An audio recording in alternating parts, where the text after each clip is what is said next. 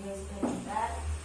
Di sini saya akan menjelaskan tentang coronavirus disease atau COVID-19 yang akhir-akhir ini dibahas nih Bu. Jenengan pun nate ngertos napa mboten coronavirus disease itu napa?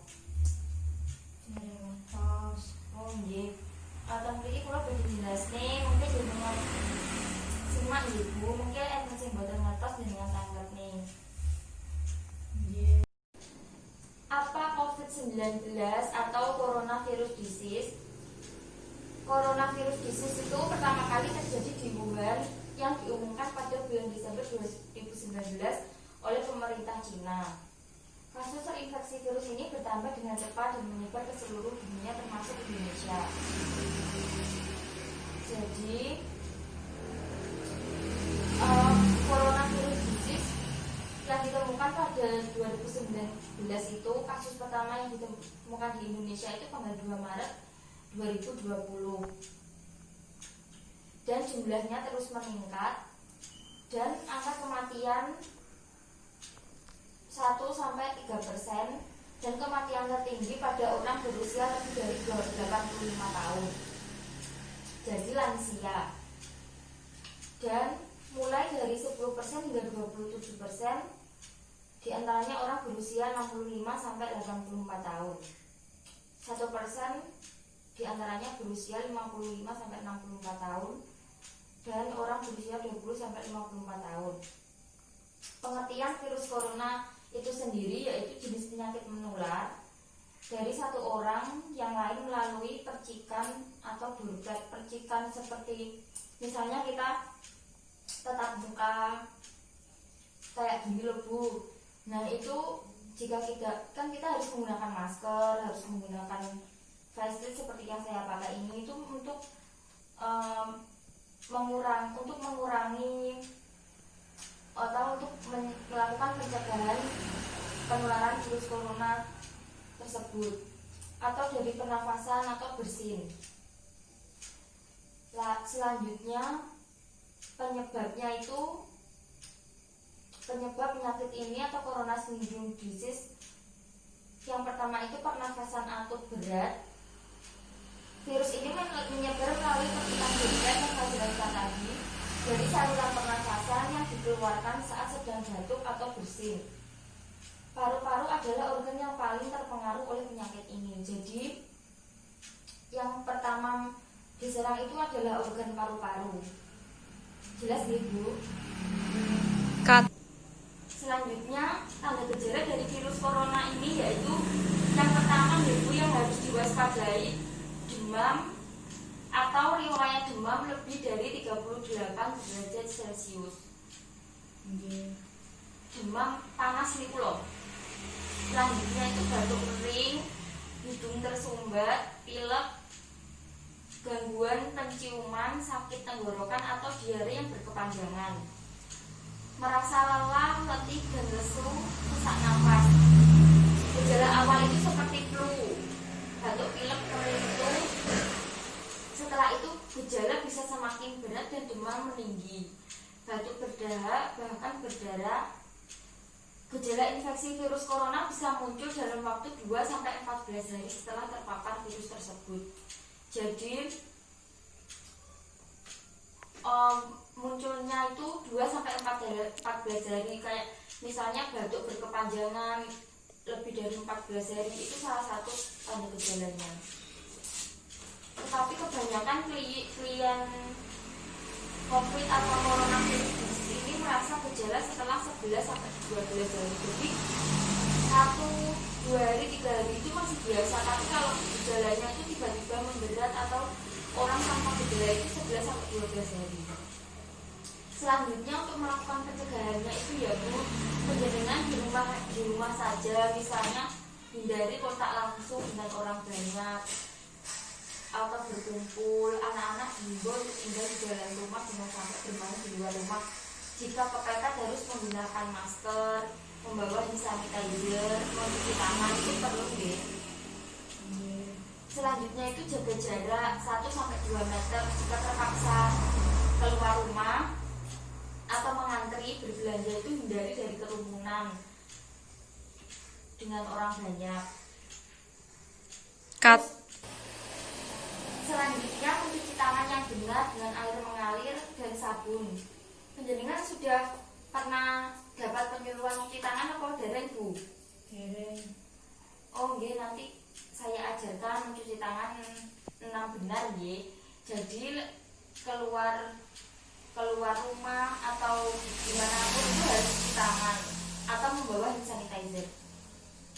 Selanjutnya hindari sentuhan di area wajah sebelum mencuci tangan. Jadi kalau dengan belum cuci tangan, niku harus cuci tangan dulu kalau sebelum memegang wajah, itu karena virus tersebut itu bisa masuk melalui mulut atau hidung. Selanjutnya hindari makan di luar. Misalnya penjenengan beli makanan di luar itu sebaiknya itu dibawa pulang, jangan dimakan di sana. Jika terpaksa dimakan di sana itu harus pilih tempat duduk yang jangan berkerumunan gitu, harus berjauhan. Selanjutnya berolahraga, aktivitas atau latihan fisik meskipun di rumah. Jangan lupa istirahat yang cukup, minimal 8 jam per hari. Selanjutnya memperhatikan pola makan, memakan makanan yang bergizi dan sehat gitu. Selanjutnya etika batuk. Jadi etika batuk itu kan biasanya orang-orang banyak itu kalau batuk itu gini ya Bu ya. Tapi itu yang benar itu begini, etika batuk itu begini. Paham Bu? Katen. Selanjutnya saya akan menjelaskan tentang dukungan kesehatan jiwa dan psikososial pada orang sehat. Orang sehat niku masyarakat yang tidak mengalami gejala atau tidak kontak dengan orang yang positif corona dan tidak berada di daerah yang terjangkit. Untuk melakukan pencegahan atau penularan masalah kesehatan jiwa dan psikososial niku melakukan promosi kesehatan. Jadi misalnya ada mahasiswa melakukan promosi kesehatan, terus untuk meningkatkan imunitas fisik yaitu memakan makanan yang bergizi, minum air putih sehari minimal 2 liter, olahraga yang cukup. Ngoten niku nggih Bu.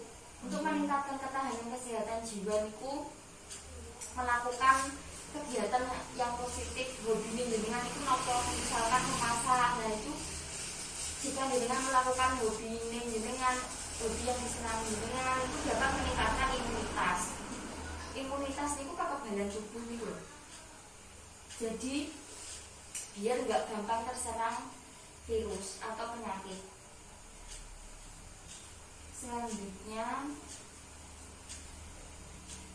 meningkatkan ketahanan kesehatan jiwa yaitu fisik yang rileks seperti tarik nafas dalam dan relaksasi otot. Yang bertujuan itu untuk memberikan ketenangan. Latihan tarik nafas dalam misalnya dengan pulau ajarin nggih. Dengan posisinya kados kayak pulau meter. Posisinya. Terus tarik nafas dalam, keluarkan dari mulut pelan-pelan dan itu diulangi 4-5 kali. Misalnya dengan teng beliau saged dipraktekkan nggih. Nah, itu latihan secara rutin 3-4 kali per hari. Terus latihan mata dan jari seperti mengencangkan atau mengerutkan mata seperti ini.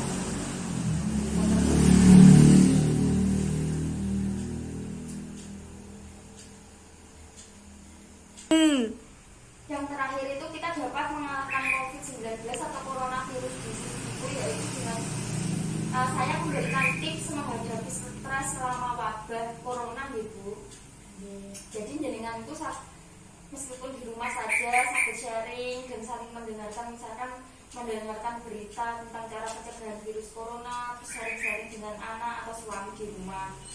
Selanjutnya tetap dijaga dengan orang-orang yang Anda sayangi melalui jaringan sosial seperti media sosial seperti WhatsApp begitu atau telepon dengan keluarga yang jauh.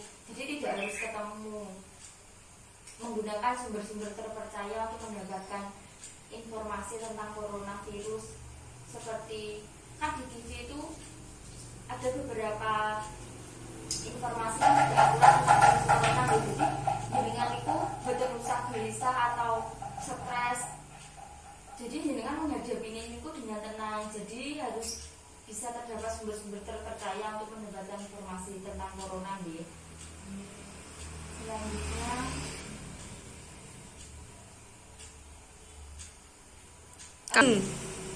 selanjutnya disiplin diri Anda. Maksudnya disiplin itu harus mencuci tangan dengan benar.